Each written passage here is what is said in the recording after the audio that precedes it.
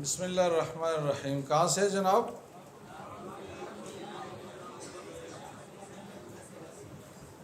باب فی الجنوب ینام قبل ان یغتسل، کہ ایک آدمی حالت جنابت میں ہے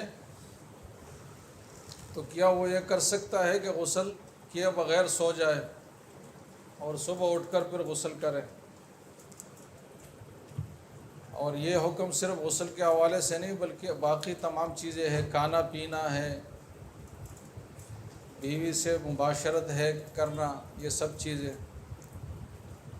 تو ان چیزوں کے حوالے سے 3 درجات ہیں جیسے کہ حدیث سے مفہوم ہوتا ہے. ایک استحباب کا اعلیٰ درجہ ہے، دوسرا استحباب کا متوسط درجہ ہے، اور تیسرا اباحت کا ہے. تو استحباب کا اعلیٰ درجہ یہ ہے کہ آدمی غسل کر کے ہی کوئی دوسرا کام کرے. اس کو جنابت لاحق ہو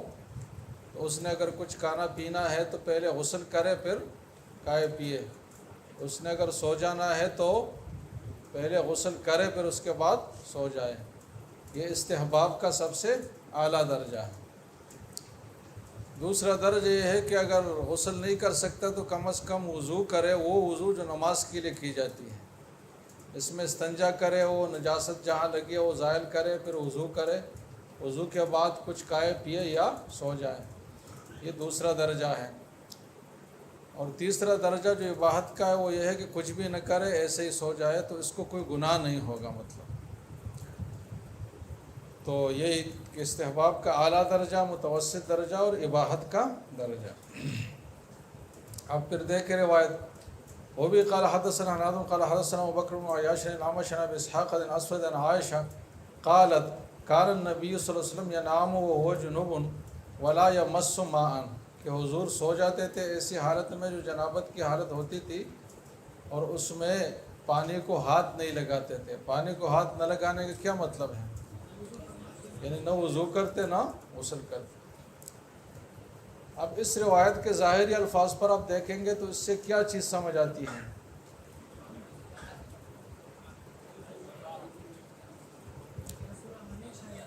ہاں، کہ حضور کا معمول یہی تھا. کان النبی، کان کے ساتھ جب فعل آ جائے تو وہ استمرار پر دلالت کرتا ہے کہ حضور کا معمول یہی تھا کہ جنابت کی حالت میں وہ بغیر پانی چوئے سو جاتے تھے. تو روایت کا یہ مفہوم اگر لیا جائے تو پھر یہ غلط ہے، اور یہ غلطی ابو اسحاق سے ہوئی ہے، جیسے کہ آگے اس کو واضح بھی کریں گے. انہوں نے اس حدیث کو مختصر کر لیا ہے تو اس سے غلط فہمی پیدا ہوئی. اصل صورتحال یہ ہے جو حضرت عائشہ نے دوسری روایات میں بڑی وضاحت سے بات کی ہے کہ حضور صلی اللہ علیہ وسلم اگر رات کے ابتدائی حصے میں کسی زوجہ مطہرہ سے مجامعات کرتے تو پھر غسل یا وضو کر کے ہی سو جاتے. ہمیشہ معمول یہی تھا. جب تہجد کے بعد صبح صادق سے پہلے مجامعات کرتے تو اس کے بعد پھر چونکہ وہ تھوڑا وقت ہوتا اور اس میں سونا بھی برائے نامی ہوتا تو اس میں غسل نہ کرتے. ہاں، جیسے فجر کی اذان ہو جاتی، صبح صادق نکلنے کے فوراً بعد جب اذان ہو جاتی تو فوراً بعد پھر غسل کرتے اور اپنے آپ کو صاف کرتے. یہ جو بات ہے نا، یہ آخری پہر والے معمول سے متعلق ہے، اور یہ مطلب نہیں ہے کہ حضور کی زندگی کا عام معمول یہی تھا کہ نعوذ باللہ حالت جنابت میں ہی وہ ہوتا تھا، آرام فرماتے تھے. اس لیے یہ حدیث مختصر ہے اور اس اختصار کی وجہ سے غلط فہمی اس سے پیدا ہوئی ہے. وہ بھی قال حدثنا حناد قال حدثنا وكيع عن سفيان عن ابي اسحاق نحو قال ابو عيسى وقال قول سعيد بن المسيب وغيره وقد روى غير واحد عن اسود عن عائشة بن مسلم انه كان يتوضا. دیکھو، انه قد روى غير واحد عن اسود عن عائشة بن مسلم انه كان يتوضا قبل ان ينام، کہ سونے سے پہلے حضور کم از کم وضو ضرور کرتے. تو ان دو باتوں میں کوئی تعارض نہیں ہے بلکہ الگ الگ حالات پر محمول ہے. وهذا اصح من حديث ابي اسحاق عن الاسود وقد روى عن ابي اسحاق هذا الحديث شعبة والثوري وغير واحد ويرون ان هذا غلط من ابي اسحاق، کہ یہ جو استمراری صیغے کے ساتھ بیان ہے تو یہ ابو اسحاق سے تعبیر میں غلطی ہوئی ہے، صحیح تعبیر کا تقاضا یہ نہیں. آپ بات سمجھے نہیں سمجھے؟ تو اس سے کم از کم اتنی بات تو ثابت ہوئی نا کہ چلو رات کے آخری پہر میں بھی مختصر وقت کے لیے بھی حالت جنابت میں رہتے، لیکن اتنی بات تو ہے کہ بغیر پانی چھوئے کچھ وقت گزارتے تھے، تو اس سے اباحت ثابت ہو گئی۔ اب آگے جو ہے استحباب کا دوسرا درجہ ہے دوسرے باب میں، باب فی الوضوء للجنوب اذا اراد ان ینام، کہ جب جنوب آدمی سونے کا ارادہ کرے تو بہتر اس کے لیے یہ ہے کہ ایسے نہ سو جائے، بلکہ کم از کم کیا کرے جناب، وضو کر لے۔ اس کی اپنی برکتیں ہیں اس عمل کی، اور اس سے ایک نشاط ہوگا، اور اس سے جنابت کے جو اثرات ہیں وہ کم ہو جائیں گے، ختم ہو جائیں گے۔ وبی قال حدثنا محمد المثنى قال حدثنا يحيى بن سعيد عن عبيد الله بن عمر عن نافع عن ابن عمر عن عمر انه سأل النبي صلی اللہ علیہ وسلم کہ حضور سے پوچھا کہ اینام احدنا وهو جنوب، کہ کیا اس کی گنجائش ہے کہ آدمی سو جائے اور جنابت ہی کی حالت میں ہو اور کچھ غسل وغیرہ وہ نہ کرے، اس کی گنجائش ہے یا نہیں ہے؟ حضور سے یہ بات پوچھی گئی تو حضور نے فرمایا کہ نعم اذا توضا، اگر اس نے کم از کم وضو کیا ہے تو اس کے لیے سونے کی گنجائش ہے۔ اس سے پتہ چلا کہ وضو کا اہتمام تو بہرحال ضروری ہے، اردو میں جو ضروری کا لفظ ہے نا وہ یہاں استعمال ہوگا۔ وفي الباب عن عمار وعائشة وجابر وابي سعيد وام سلمة قال بعث حديث عمر احسن شيء في هذا الباب واصح، وهو قول غير واحد من اصحاب النبي صلى الله عليه وسلم والتابعين، وبه يقول سفيان الثوري وابن المبارك والشافعي واحمد واسحاق قالوا اذا اراد الجنوب ان ينام توضا قبل ان ينام۔ اس میں کسی کا اختلاف نہیں ہے، سب کے نزدیک یہ استحباب کا درجہ ہے، اور یہ کم سے کم درجہ استحباب کا، تو ہر مسلمان کو اس پہ ضرور عمل کرنا چاہیے۔ باب فی مصافحۃ الجنوب، جنابت ایک معنوی قسم کی ناپاکی ہے۔ معنوی ناپاکی کا مطلب یہ ہے کہ حس سے، نظر سے آنے والی چیز نہیں ہے۔ شریعت نے بتایا کہ تم ناپاک ہو گئے تو ہم مانیں گے کہ ہم ناپاک ہو گئے، باقی بظاہر کوئی ناپاکی والی بات نہیں ہے۔ اس لیے جو ظاہر بدن سے متعلق مسائل ہے تو اس میں کوئی ناپاکی والے احکام نہیں لگائے جائیں گے۔ مثلا جنوب کے ساتھ کوئی مصافحہ کرے تو نہیں کہیں گے کہ اس کا ہاتھ نجس ہو گیا، ویسے اس کے ساتھ لگ جائے تو یہ تمام صورتوں میں ناپاکی کا حکم نہیں لگایا جائے گا، اس لیے کہ جنابت کی ناپاکی ایسی نہیں ہے جو دوسرے تک منتقل ہو سکے، لہٰذا جنوب آدمی کے ساتھ مصافحہ کیا جا سکتا ہے۔ وبی قال حدثنا اسحاق بن منصور قال حدثنا يحيى بن سعيد القطان قال حدثنا حميد الطويل عن بكر بن عبد الله المزني عن ابي رافع عن ابي هريره ان النبي صلی اللہ علیہ وسلم لقيه وهو جنوب، حضرت ابو ہریرہ ایک بار حضور سے ملے، کئی دور سے آ رہے تھے یا کافی وقت ملاقات نہیں ہوئی تھی، تو نئی ملاقات ہوئی جبکہ حضرت ابو ہریرہ کو جنابت لاحق ہوئی تھی۔ تو قال، حضرت ابو ہریرہ فرماتے کہ فن خنست، میں پیچھے ہٹ گیا، چپکے سے پیچھے ہٹ گیا، فاغتسلت، اور پھر میں جلدی جا کر میں نے غسل کیا، اور غسل کرنے کے بعد ثم جئت، تو پھر میں آیا اور پھر حضور سے مصافحہ کیا۔ تو فقال، حضور نے پوچھا کہ این کنت، تم کہاں گئے بھائی، کہاں غائب ہو گئے، این ذہبت؟ قلت، تو میں نے کہا کہ انی کنت جنوبا، کہ میں جنوب تھا اور میں نے یہ مناسب نہیں سمجھا کہ جنابت کی حالت میں آپ سے مصافحہ کروں۔ قالت، حضور نے فرمایا کہ ان المسلم لا ینجس، مسلمان آدمی ناپاک نہیں ہوتا۔ اب اس جملے کا کیا مطلب ہے ناپاک نہیں ہوتا؟ کہ اس طرح معنوی ناپاکیوں کی وجہ سے اس کا ظاہر ناپاک نہیں ہوتا۔ اس جملے کا عمومی مطلب یہ نہیں ہے کہ کبھی بھی مسلمان کوئی نجاست اگر اس پر لگ بھی جائے تو وہ ناپاک نہیں ہوتا۔ آپ بات سمجھ رہے نہیں؟ تو سیاق سے باق سے ہم اس میں ایک تخصیص کا مفہوم پیدا کریں گے۔ یہ بات میں اس لیے کہہ رہا ہوں کہ بحر بضاعہ میں بھی اسی طرح کا جملہ آیا تھا نا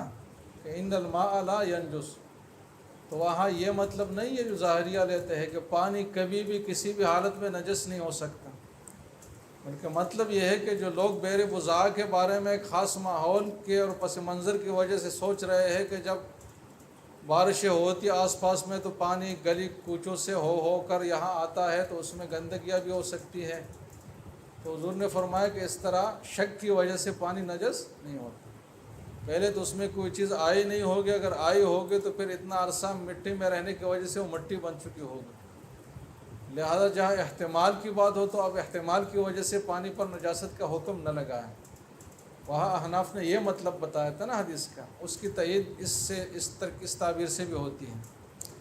کہ آپ ابو ہریرہ جس وجہ سے نجاست سمجھ رہے ہیں اس کی وجہ سے مسلمان نجس نہیں ہوتا۔ یہ مطلب نہیں کہ کبھی بھی کسی بھی نجاست کی وجہ سے نجس نہیں ہوتا۔ تو اس سے پتہ چلا کہ مصافحہ جائز ہے، تو جو مصافحہ جائز ہے تو جو بھی مس البشرہ الی البشرہ کی صورتیں ہیں تمام جائز ہے، اور اس سے دوسرا آدمی نجس نہیں ہوتا۔ اب یہ ایک ضمنی بات ہے کہ حضرت ابو ہریرہ کو مصافحات، تو دیکھو حضور کا بعض صحابہ کے ساتھ کوئی خاص معمول تھا، جیسے کہ جریر ابن عبداللہ بجلی کے ساتھ خاص معمول مبارک حضور کا یہ تھا کہ جب بھی اس کو دیکھتے تو تبسم فرماتے، اور حضرت ابو ہریرہ اور حضرت ابو ذر غفاری رضی اللہ عنہما کے ساتھ معمول مبارک یہ تھا کہ جب بھی ان کو دیکھتے ان سے مصافحہ کرتے، تو یہ ان کی ایک سعادت تھی۔ تو ایک مرتبہ حضرت ابو ہریرہ کو دیکھا، حضور نے مصافحہ کرنا چاہا تو یہ پیچھے ہٹ گئے، پھر یہ صورتحال پیش آئی۔ وفی الباب عن حذیفہ قال بعث حدیث ابی ہریرہ حدیث حسن صحیح وقد رخص غیر واحد من اہل العلم فی مصافحۃ الجنوب ولم يروا بعرق الجنوب والحائض بأسا، جیسے کہ ظاہری بشرہ اس کا پاک ہے تو اس کا پسینہ بھی پاک ہے، اگر کسی کو پسینہ لگ جائے جنوب یا نفاس یا حیض والی خاتون کا تو کیا ہوگا جناب، پاک ہے، وہ کوئی مسئلہ نہیں ہے۔ ومعنی قولی فانخنست کا معنی ہے تنحیت عنہ، کہ میں پیچھے ہٹ کر کنارے پر ہو گیا۔ باو ما جاء فی المرأۃ تری فی المنام مثل ما یری الرجل، اگر خاتون بھی احتلام دیکھے اور اس احتلام کی وجہ سے منی کا خروج بھی ہو تو اس پر بھی اس طرح غسل لازم ہوتا ہے جیسے کہ مرد پر ہے۔ یہ الگ بات ہے کہ خواتین کو احتلام بہت کم ہوتا ہے، اور اگر ہو بھی جائے تو اس میں منی کا خروج فرج داخل سے خارج کی طرف نہیں ہوتا، لیکن اگر کسی کا ہو گیا تو اس کے لیے حکم یہ ہے کہ وہ غسل کرے۔ حدثنا ابن ابی عمر قال حدثنا سفیان بن عیینہ عن هشام بن عروة عن ابیہ عن زینب بنت ابی سلمہ عن ام سلمہ قالت جاءت ام سلیم ابنة ملحانہ الی النبی صلی اللہ علیہ وسلم فقالت، حضرت ام سلیم آئی اور پوچھا کہ یا رسول اللہ ان اللہ لا یستحی من الحق فهل علی المرأة تعنی غسلا اذا هی رأت فی المنام مثل ما یری الرجل، کہ وہ بھی اگر احتلام کی کیفیت دیکھیں تو غسل ہے یا نہیں ہے، تو حضور نے کیا فرمایا جناب، نعم اذا ہی رأت الماء فلتغتسل۔ اور پہلے جو 14 صورتیں ہم نے بتائی تھی تو اس میں نے آپ کو بتایا تھا کہ ایک ہی بات یاد رکھے، یہ آپ کو کام آئے گی، وہ کون سی بات تھی، کہ خواب اگر یاد ہے تو پھر صرف ایک صورت میں غسل نہیں ہے، کون سی صورت ہے، جب ودی ہونے کا یقین ہو، کسی کو بیماری ہے کہ ودی اس کی نکلتی رہتی ہے اور اس کی کیفیت بھی اس کو معلوم ہے کہ وہ جب کپڑے پر لگے تو اس طرح ہوتی ہے، اور اس کو بعد میں پتہ چلے کہ یہ ودی ہے، تو اگر اس کو خواب یاد ہے تب بھی غسل نہیں ہے۔ اس کے علاوہ خواب یاد ہونے کی جتنی بھی صورتیں ہیں ان تمام میں کیا ہے جناب، غسل لازم ہے۔ تو یہ اس جملے کا مطلب ہے۔ اب حضرت ام سلیم نے بات تو پوچھ تو لی، لیکن حضرت ام سلمہ جو زوج مطہرہ تھی انہوں نے ان کو تھوڑا ڈانٹ لیا کہ قلت لہا فضحت النساء یا ام سلیم، کہ آپ نے خواتین کو شرمسار کر لیا، کیونکہ آپ نے مردوں کے سامنے پوچھا کہ خاتون اگر اس کو احتلام ہو تو کیا ہوگا۔ اب یہ ایک اشکال ہے، اور اشکال یہ ہے کہ خود حضرت ام سلمہ نے بھی تو یہ مسئلہ حضور سے پوچھا ہے نا، جیسے کہ اس دن ہم نے روایت پڑھی ہے، کسی کو یاد ہے ذہن میں نہیں ہے، تو حضرت ام سلمہ جب پوچھ رہی ہے تو کوئی فضاحت نسوان نہیں ہو رہی، اور جب ام سلیم نے پوچھ لیا تو انہوں نے، تو فرق یہ تھا کہ ام سلمہ زوج مطہرہ تھی اور انہوں نے الگ سے حضور سے پوچھا تھا، اور ام سلیم نے زوجہ بھی نہیں تھی اور ساتھ یہ کہ لوگوں کے سامنے پوچھا، اگرچہ اپنی بات کی تمہید باندھ دی کہ ان اللہ لا یستحی من الحق، لیکن بہرحال خواتین کی ایک چیز تو شرم والی تو سامنے آ گئی نا، تو اس لیے انہوں نے تھوڑا ڈانٹا کہ یہ مسئلہ آپ کو الگ سے پوچھنا چاہیے، یہ کسی زوج مطہرہ کے ذریعے سے آپ کو پوچھنا چاہیے۔ بہرحال قال ابو عیسیٰ ھذا حدیث حسن صحیح وقول عامۃ الفقہاء ان المرأة اذا رأت فی المنام مثل ما یری الرجل فانزلت، مطلب اس کا انزال ہو، اور انزال ہونے کی کیفیت اور حد یہ ہے کہ فرج داخل سے فرج خارج کی طرف چیزیں نکلیں، تو ان علیہ الغسل، کہ اس کے اوپر غسل لازم ہے۔ وبہ یقول سفیان الثوری والشافعی وفی الباب عن ام سلیم وخولہ وعائشہ وانس۔ باب ما جاء فی الرجل یستدفئ بالمرأة بعد الغسل، ایک آدمی نے ٹنڈک میں غسل کیا اور اس کو ٹھنڈ لگی ہے تو وہ بیوی کے ساتھ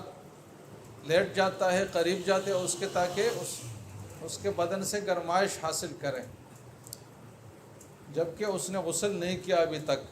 تو کیا اس کی اجازت ہے یا نہیں ہے؟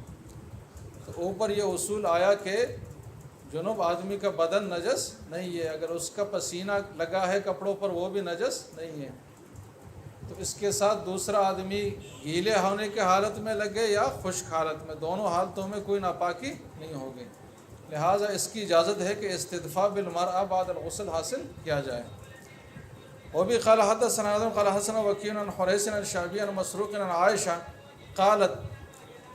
ربما اغتسل النبی صلی اللہ علیہ وسلم من الجنابۃ ثم جاء فاستدفأ بی، کہ حضور نے غسل فرمایا اور میرے پر قریب آیا تاکہ گرمائش حاصل کرے، فضممتہ الی، تو میں نے ان کو اپنی طرف پیوست کر لیا، ولم اغتسل، جبکہ میں نے غسل کیا ہوا نہیں تھا، تو مطلب اس کی اجازت ہے۔ قال ابو عیسیٰ ھذا حدیث لیس باسنادہ بأس، اس کا لغوی ترجمہ یہ ہے کہ اس کے سند میں کوئی شدت والا معاملہ نہیں ہے، بأس کہتے شدت اور سختی والے معاملے، لیس باسنادہ بأس کا کیا مطلب ہے کہ اس کے سند میں کوئی شدت والا معاملہ نہیں ہے، مطلب قابل قبول ہے، قابل قبول ہے۔ وهو قول غیر واحد من اہل العلم من اصحاب النبی صلی اللہ علیہ وسلم والتابعین ان الرجل اذا اغتسل فلا بأس بأن يستدفئ بامرأته، کہ اپنی بیوی سے استدفاء حاصل کرے، وینام معها قبل ان تغتسل المرأة۔ وبه یقول سفیان الثوری والشافعی واحمد واسحاق، تو ان حضرات کے نام لیے ہیں لیکن یہ نام حصر کے لیے نہیں، یہ باقی تمام فقہاء کی بھی یہی رائے ہے، اس میں کسی کا کوئی اختلاف ہو نہیں۔ اگلا باب ہے التیمم للجنب اذا لم یجد الماء، کہ جنوب آدمی کو اگر پانی نہ ملے تو فتیمموا صعیدا طیبا کا حکم جیسے کہ بے وضو آدمی کے لیے ہے، تو اسی طرح جنوب کے لیے بھی وہ حکم ہے کہ وہ بھی تیمم کرے۔ اس مسئلے میں ابتدا میں تھوڑا سا اختلاف تھا، صحابہ کے ابتدائی دور میں حضرت عمر اور حضرت عبداللہ بن مسعود جنوب کے لیے تیمم کی اجازت نہیں دیتے تھے، لیکن ان کے قول کی بھی تنقیح کی گئی ہے بعد میں، ان کے دوسرے اقوال کو مد نظر رکھ کر ان کے قول کی یہ تنقیح کی گئی ہے کہ انہوں نے اصل میں مصلحتاً یہ فتویٰ دیا تھا کہ جنوب آدمی تیمم نہ کرے، ان کا یہ مطلب نہیں تھا کہ جنوب کے لیے تیمم جائز ہی نہیں ہے۔ اور یہ مصلحتاً فتویٰ کیوں انہوں نے دیا تھا؟ تاکہ لوگ ایسا نہ کرے کہ معمولی سی ٹھنڈ لگنے کا احساس ہو تو پھر غسل کی جگہ تیمم شروع کریں، تاکہ لوگ غلط فائدہ نہ اٹھائے اس رخصت کا، تو انہوں نے پابندی لگائی۔ عام طور پر لوگوں کو یہی بتاتے تھے کہ بھائی جنوب آدمی تیمم نہیں کر سکتا، اس کو غسل کرنا ہوگا، لیکن دوسرے ان کے اقوال سے پتہ چلتا ہے کہ نفس جواز کی یہ بھی قائل تھے، لہٰذا ان کا گوئے کہ جمہور کے ساتھ پھر کوئی اختلاف نہیں رہا۔ وبه قال حدثنا محمد بشار محمود غيلان قال حدثنا ابو احمد الزبيري قال حمنا سفيان عن خالد حزاء عن ابي قلابة عن عمرو بن بجدان عن ابي ذر ان رسول الله صلی اللہ علیہ وسلم قال ان الصعيد الطيب، کہ زمین کی سطح جب وہ پاک ہو، تو طہور المسلم، یہ مسلمان کو پاک کرنے والی چیز ہے۔ کیا مطلب پاک کرنے والی؟ کہ اس سے اگر وہ تیمم کرے گا تو اس کو طہارت معنوی حاصل ہوگی۔ وَإِن لَّمْ يَجِدِ الْمَاءَ 10 سنین، اگرچہ 10 سال تک ہی اس کی یہ کیفیت رہے اور پانی اس کو نہ ملے، تو اس کو کوئی احساس ندامت ملامت نہیں ہونا چاہیے کہ یار میں بغیر وضو کے نمازیں پڑھ رہا ہوں۔ فَإِذَا وَجَدَ الْمَاءَ، جب اس کو پانی ملے تو فَلْيُمِسَّهُ بَشْرَتَهُ، اس کو اپنے بدن کے ساتھ لگائے۔ دیکھو اس تعبیر میں بھی ایک بلاغت ہے۔ فَلْيُمِسَّهُ بَشْرَتَهُ کا مطلب کہ پانی صرف چوائے اپنے بدن کو، کہ بس لگ جائے۔ مطلب یہ ہے کہ غسل بھی اگر پھر کرنا ہے تو اس کے لیے بھی غسل بلیغ کوئی ضروری نہیں ہے کہ ڈول کے ڈول اپنے اوپر بہائے، بلکہ اتنا پانی کافی ہے کہ اس کا بشرہ اور جسد اس سے گیلا ہو جائے اور کچھ قطرے اس سے ٹپک جائے، نکل جائے تو اس کا غسل ہو جائے گا۔ تو گوئے کہ شریعت کی سہولت وہاں بھی ہے۔ فإن ذلك خیر، کیونکہ اس میں بہتری اس کے لیے۔ قال محمود فی حدیث ان سعید الطیب وضوء المسلم، انہوں نے طہور کے جو وضو کا ہے۔ وفي الباب عن ابي هريره عبد الله بن عمرو عمران بن حسين قال بعث وهكذا روى غير واحد عن خالد حسان بخلاف عمرو بن وجدان عن ابي ذر، وقد روى هذا الحديث ايوب بن خلاب عن رجل من بني عامر عن ابي ذر ولم يسمي، وهذا حديث حسن وهو قول عامة الفقهاء ان الجنب والحائض اذا لم يجدا الماء تتيمما وصليا۔ ويروى، یہ وہ بات ہے، ويروى عن ابن مسعود انه كان لا يرى التيمم للجنوب وان لم يجد الماء، لیکن وہ یروى عنہ انہ رجع عن قولہ، کہ انہوں نے رجوع بھی کیا ہے۔ فقال یتیمم اذا لم یجد الماء، بعد میں اس کی اجازت دے دی جناب۔ وبہ یقول سفیان الثوری و مالک و شافعی و احمد و اسحاق۔ بس